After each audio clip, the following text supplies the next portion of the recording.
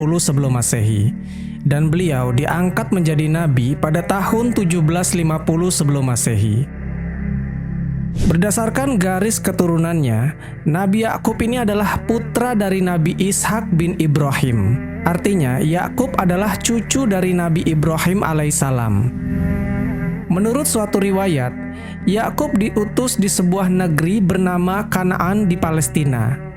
Ada pula yang mengatakan beliau diutus di sebuah desa bernama Nebulis. Dan di desa itulah Yakub hidup dengan bercocok tanam dan memelihara ternak. Yakub dilahirkan sebagai anak kembar. Kembaran Nabi Yakub ini bernama Is. Nah, kehidupan antara Yakub dan Is ini tidak berjalan rukun seperti anak kembar kebanyakan. Karena Is menyimpan dendam dan iri hati kepada Yakub. Yang memang teman-teman, Nabi Yakub ini lebih disayang oleh ibunya. Karena itulah Is membenci Yakub.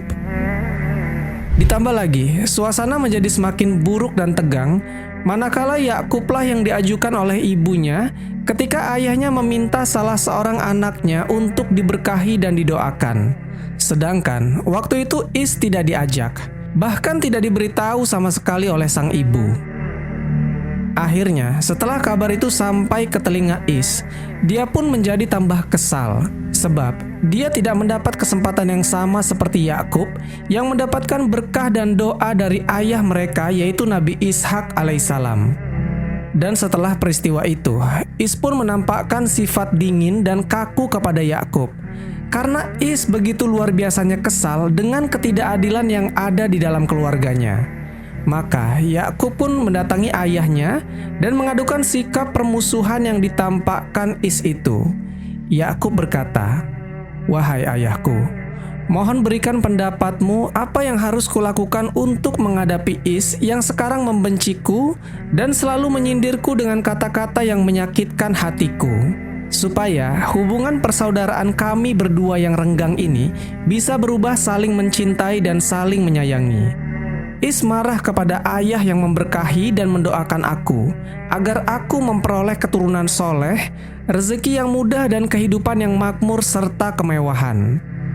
Is menyombongkan diri dengan kedua orang istrinya dari suku Kanaan dan mengancam bahwa anak-anaknya dari kedua istrinya itu akan menjadi saingan berat untuk anak-anakku kelak di dalam pencarian dan penghidupan dan macam-macam ancaman lainnya yang membuatku cemas dan menyesakkan hatiku. Tolonglah ayah, berikanlah aku solusi bagaimana aku dapat mengatasi masalah ini serta mengatasinya dengan cara kekeluargaan.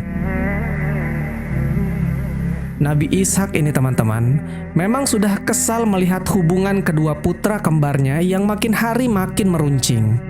Lalu Nabi Ishak berkata, "Wahai anakku Yakub, aku sudah terlalu tua untuk menjadi penengah di antara kalian berdua. Aku khawatir, jika suatu hari nanti aku telah meninggal dunia, saudaramu Is akan semakin menjadi-jadi memusuhimu, dan takutnya dia akan berusaha mencelakaimu sampai akhirnya engkau dibunuh olehnya. Is juga telah menghasut saudara-saudara iparnya yang berpengaruh dan berwibawa di negeri ini, supaya mereka semua membencimu. Maka menurutku, yang terbaik untukmu adalah berhijrah. Sebaiknya engkau pergi meninggalkan negeri ini, supaya engkau terbebas dari gangguan dan bisa hidup dengan tenang. Pergilah engkau ke suatu negeri di Irak yang bernama Fadan Aram. Di negeri itu ada pamanmu yang bernama Laban bin Batuil. Engkau bisa tinggal bersamanya di sana dan meminta kepadanya untuk mengawinkan engkau dengan anaknya. Niscaya, jika engkau tinggal bersamanya, kedudukan sosialmu akan disegani dan dihormati orang-orang, karena pamanmu Laban adalah orang yang disegani di mata masyarakat. Maka pergilah engkau ke sana dengan iringan doa dariku. Semoga Allah Subhanahu wa Ta'ala memberkahi perjalananmu, memberi rezeki yang banyak dan mudah, serta diberikan kehidupan yang tenang dan tentram."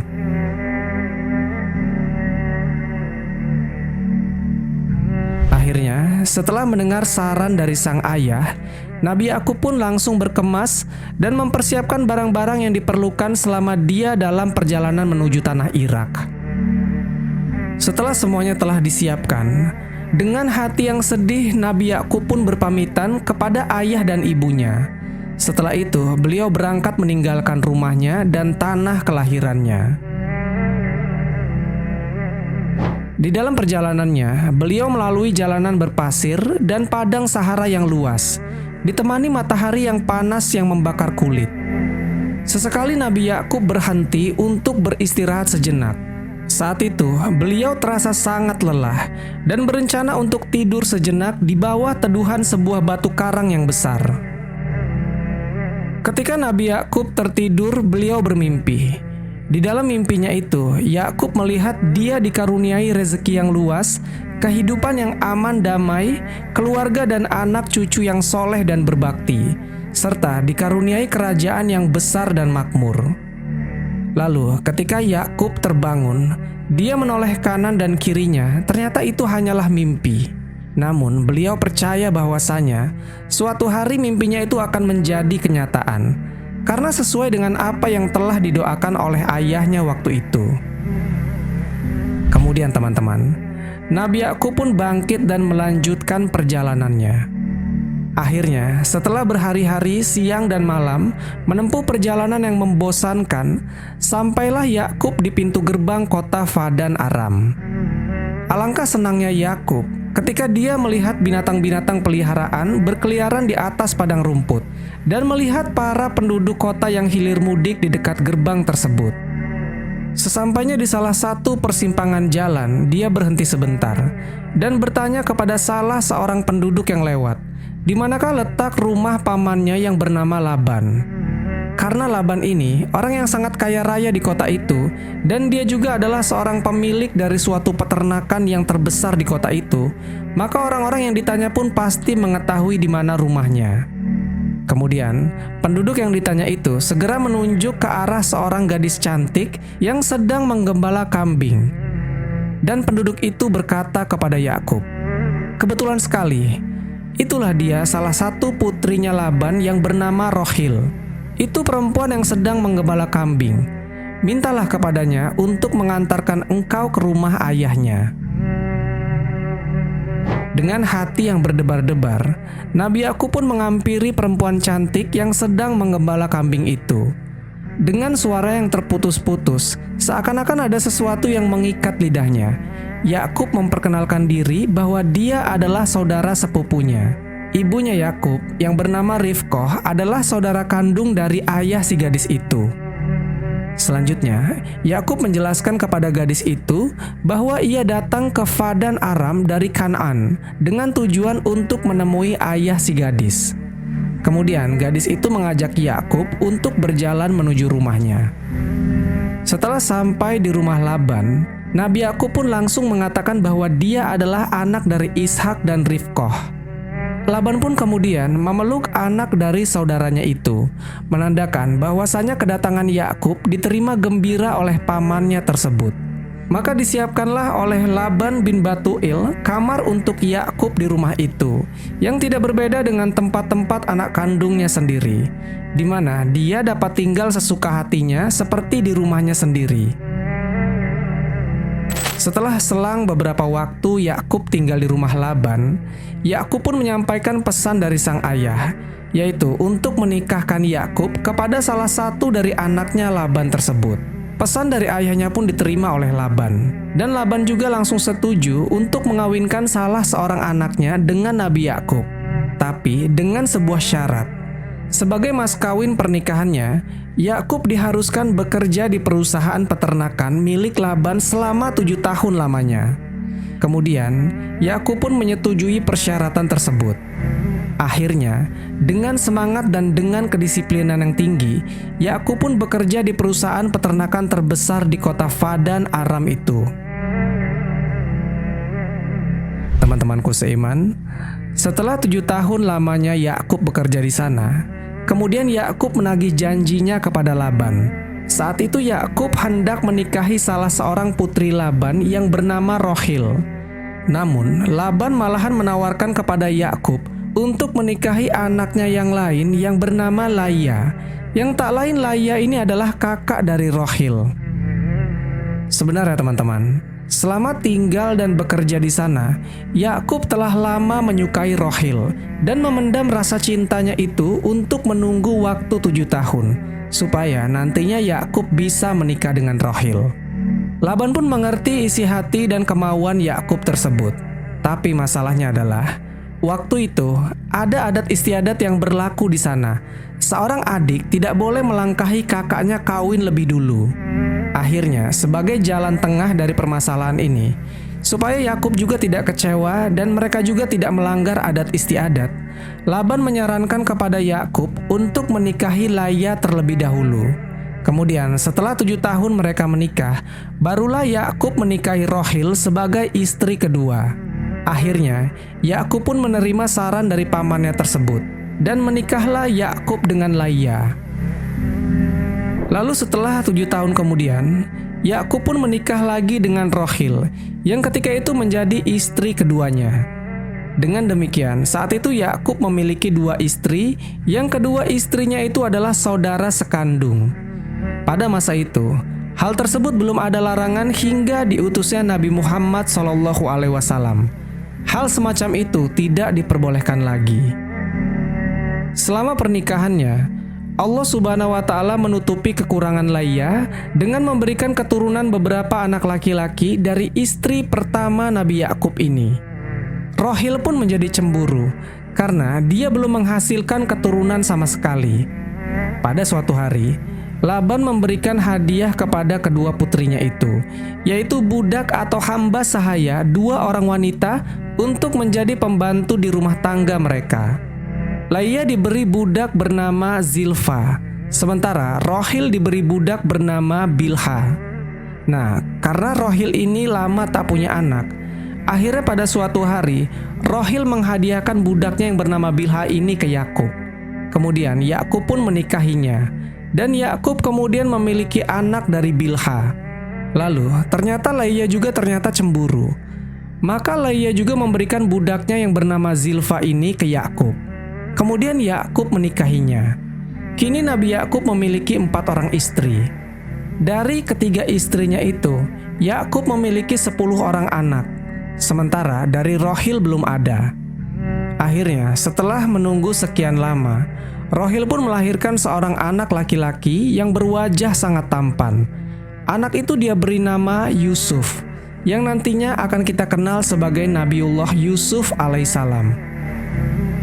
Beberapa tahun kemudian, Rohil dikaruniai anak laki-laki lagi yang bernama Bunyamin.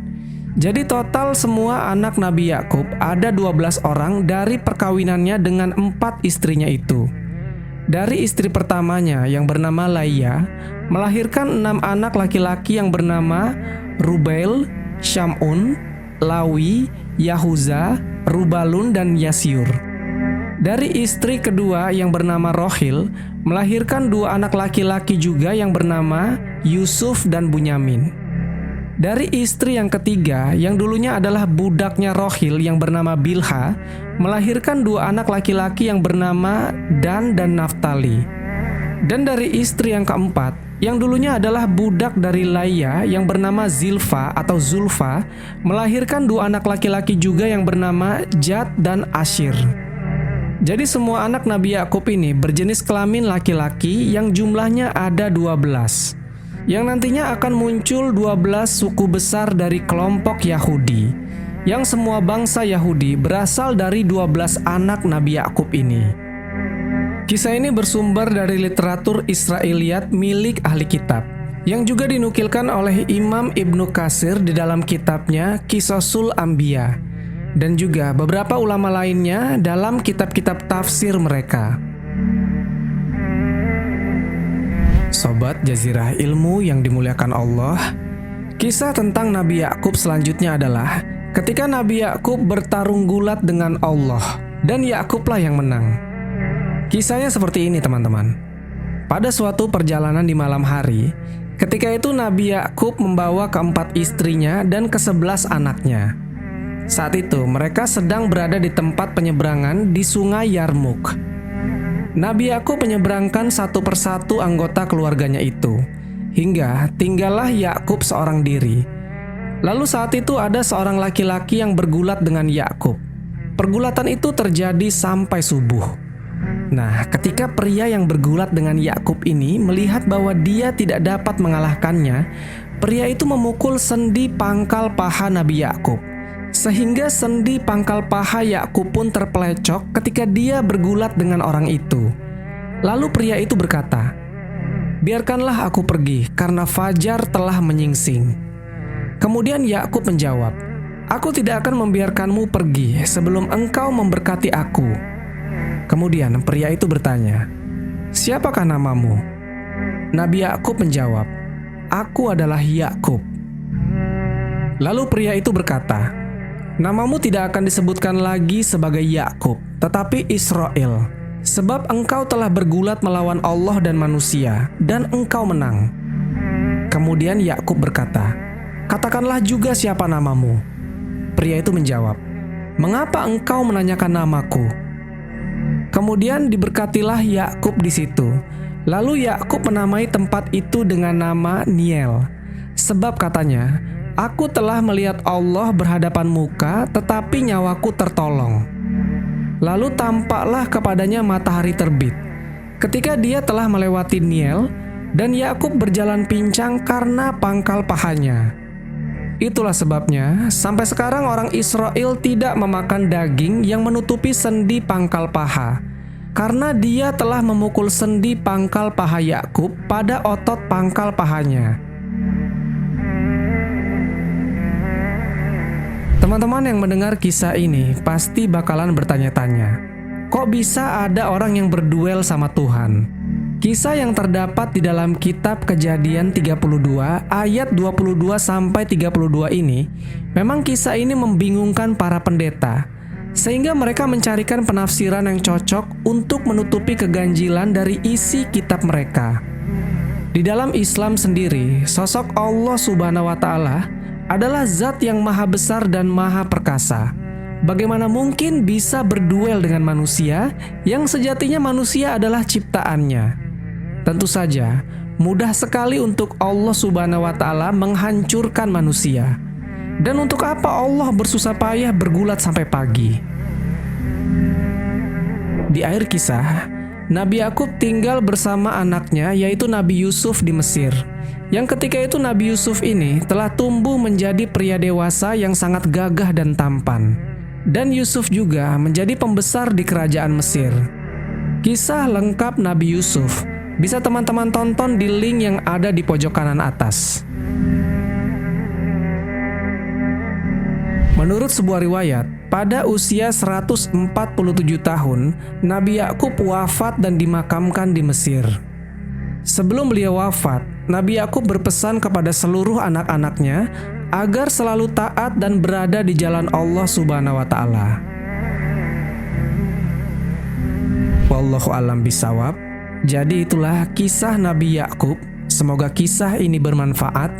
Lebih dan kurangnya mohon dimaafkan. Yang benar datangnya dari Allah Subhanahu wa Ta'ala. Khilaf atau keliru itu datangnya dari saya pribadi sebagai manusia biasa. Sampai ketemu di kisah-kisah seru yang penuh makna selanjutnya. Saya akhiri. Wassalamualaikum warahmatullahi wabarakatuh.